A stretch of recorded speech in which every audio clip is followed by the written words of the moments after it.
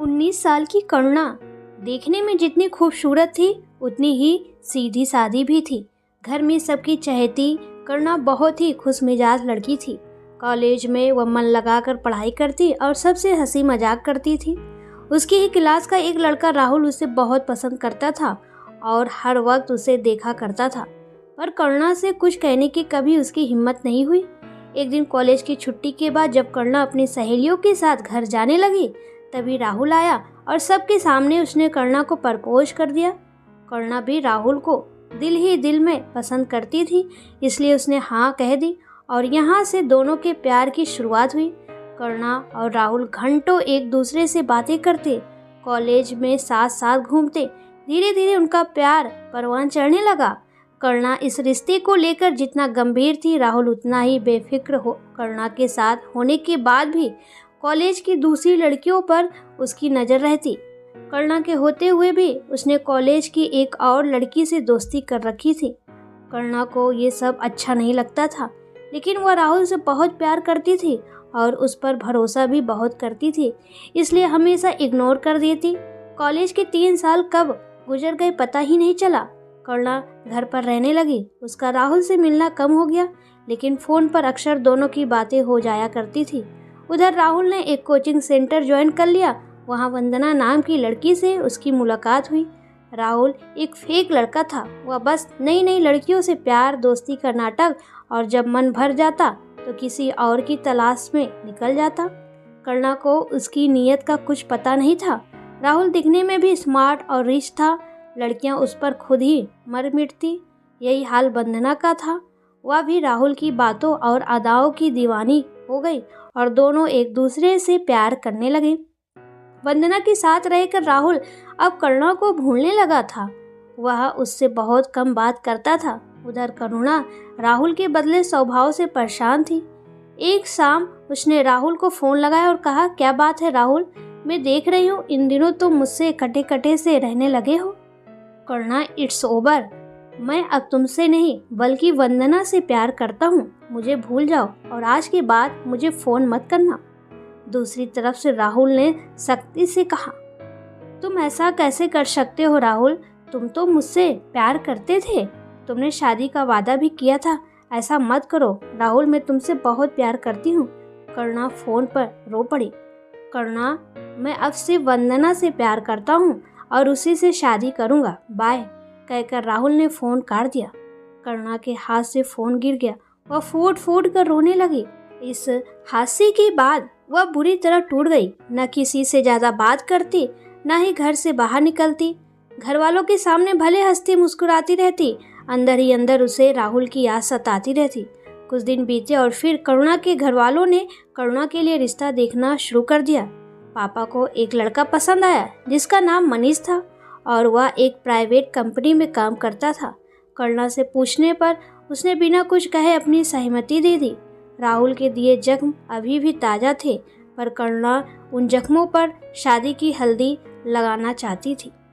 सगाई हो गई और कुछ दिन बाद करुणा शादी करके अपने ससुराल भी आ गई। ससुराल के घर वालों ने उसका खूब धूमधाम से स्वागत किया।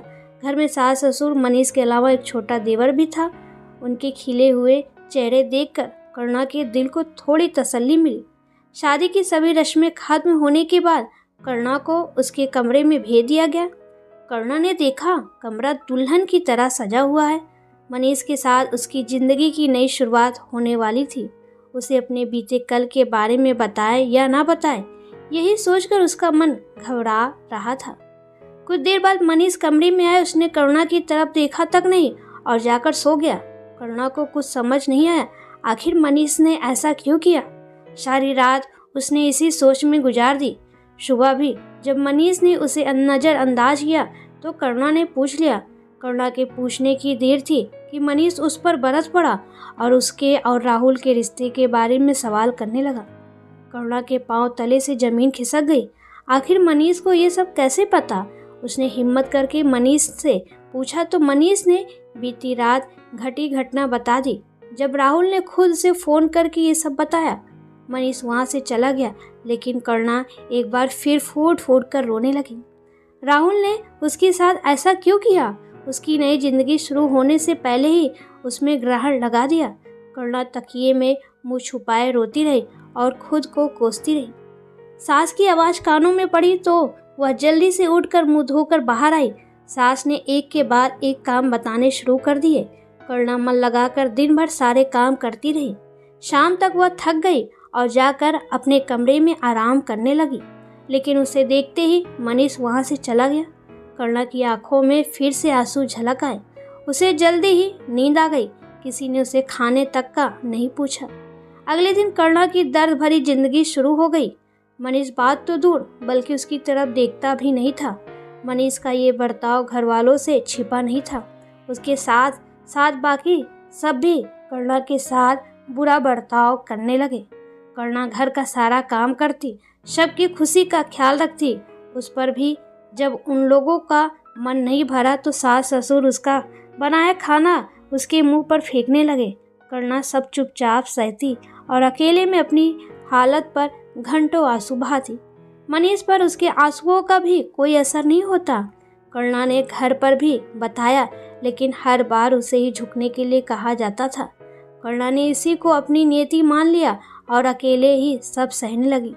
बेमन से ही सही, मनीष ने अपनी ज़रूरत के लिए करुणा को कुछ वक्त के लिए पत्नी का दर्जा दिया और जब भूख शांत हो गई तो उसे दूर धकेल दिया। ऐसा अक्सर हो जाया करता था और फिर कुछ दिन बाद करुणा पेट से हो गई। वह बहुत खुश थी। शायद ये बात सुनकर मनीष उसे अपना ले, लेकिन नहीं, ऐसा कुछ नहीं हुआ। अपमान और यातनाओं की चक्की में पिसते हुए कितने ही साल निकाल दिए। इसी बीच करुणा को 2 बच्चे भी हो गए, लेकिन ना तो सास ससुर का बर्ताव अच्छा हुआ, ना ही मनीष का दिल पसीजा। वह इतना बुरा नहीं था, लेकिन राहुल की बात उसके दिल में घर कर चुकी थी। फिर करुणा की जिंदगी में एक अच्छा पल आया जब करुणा के देवर की शादी तय हो गई। करुणा सोचने लगी देवरानी आएगी तो उसके साथ अपना दुख बांट सकेगी, लेकिन ऐसा कुछ नहीं हुआ। करुणा की देवरानी नौकरी पेशा महिला थी। बाकी सब लोगों की तरह करुणा की देवरानी भी करुणा का अपमान करने लगी। घर का सारा काम करुणा को ही करना पड़ता। हालात पहले से ज़्यादा बुरे हो गए। घर का माहौल बिगड़ने लगा और झगड़ा होने लगे, पर झगड़े के लिए यहाँ भी जिम्मेदार करुणा को ठहराया जाता। घर के बिगड़ते माहौल को देखकर ससुर ने घर का बंटवारा कर दिया। सारा इल्जाम करुणा पर आया। मनीष ने उसे कितना कुछ सुनाया उस दिन। करुणा ने ससुर के पैर पकड़ लिए और सबको साथ रहने के लिए मना लिया। इसके बाद करुणा ने इन लोगों के बदलने की उम्मीद ही छोड़ दी। वह अपने बच्चों में अपनी खुशी तलाशने लगी। पति का सुख उसे कभी नहीं मिला।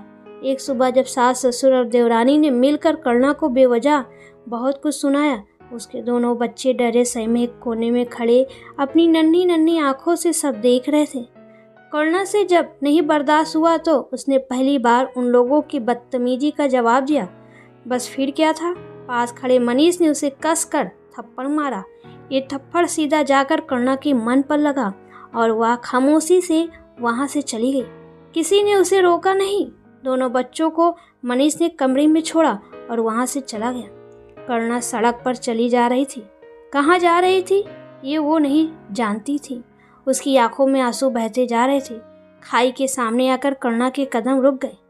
बचपन से लेकर अब तक की सारी बातें एक एक कर उसकी आंखों के सामने किसी चित्र की तरह उभरने लगी। करुणा दर्द से भरकर रो पड़ी और खुद से कहने लगी, आज इस दर्द भरी जिंदगी को हमेशा हमेशा के लिए खत्म कर दूंगी। किसी औरत की जिंदगी में आखिर इतना दर्द कैसे लिख सकता है वह ऊपर वाला? क्या उसे जरा भी तरस नहीं आता? जिससे मैंने इतना प्यार किया उसने धोखा दिया।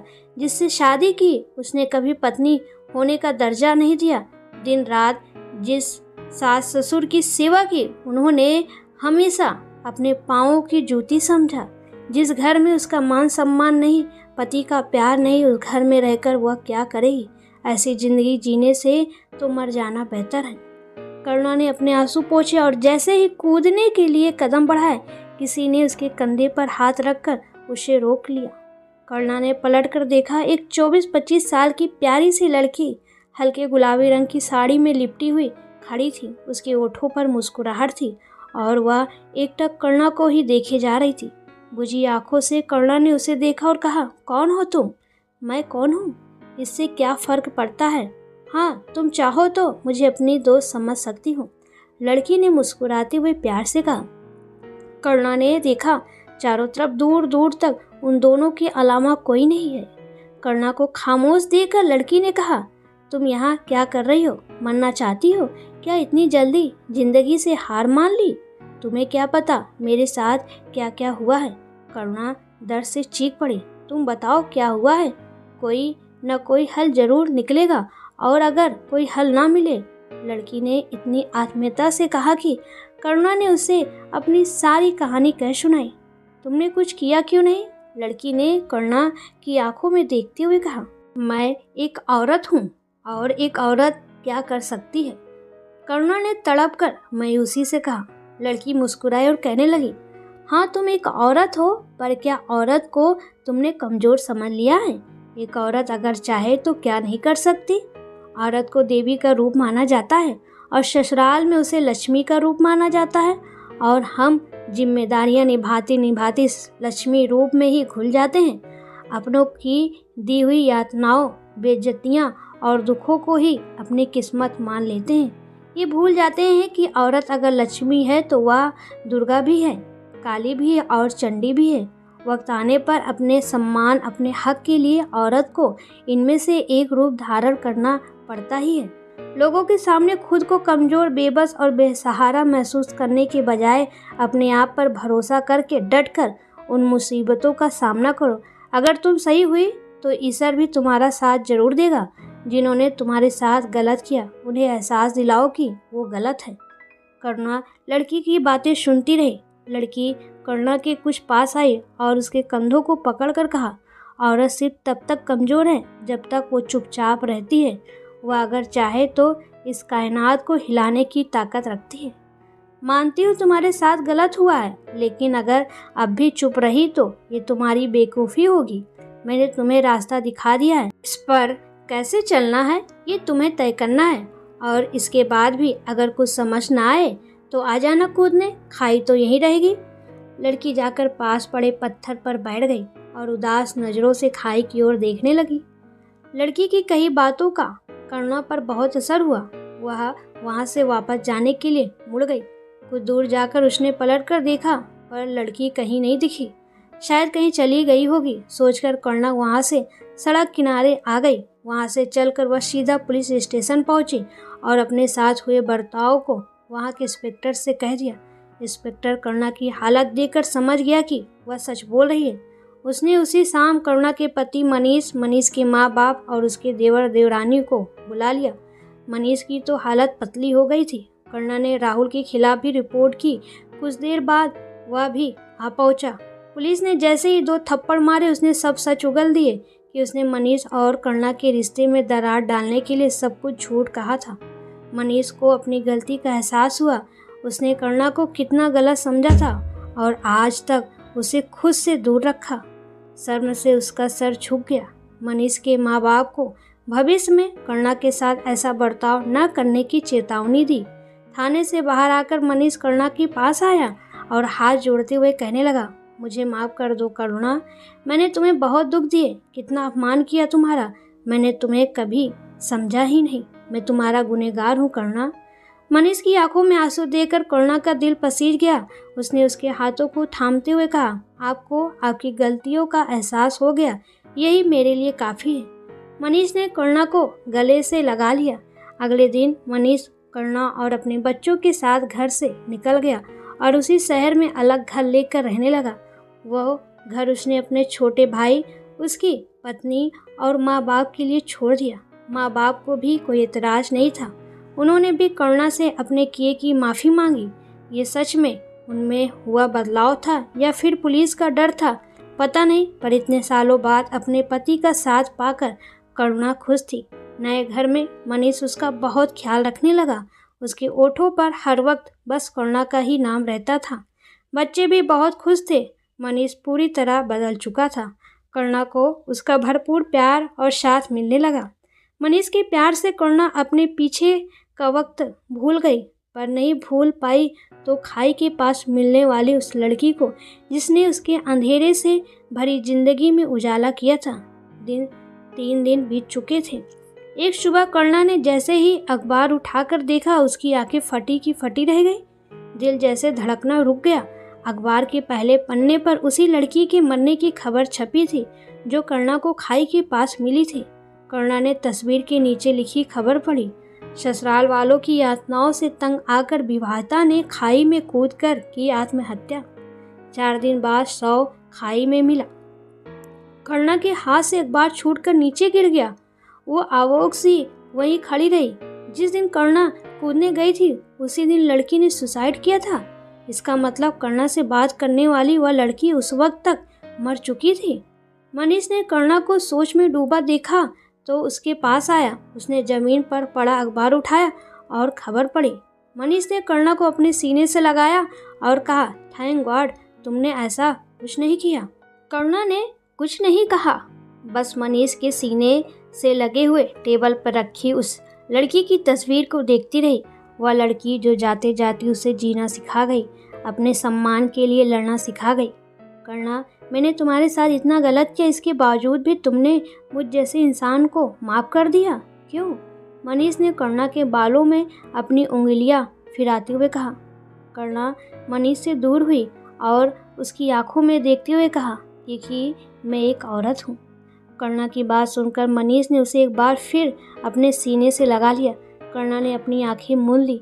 अपने औरत होने पर आज उसे नाज था। दोस्तों, आपको ये कहानी कैसी लगी प्लीज़ कमेंट में ज़रूर बताएं।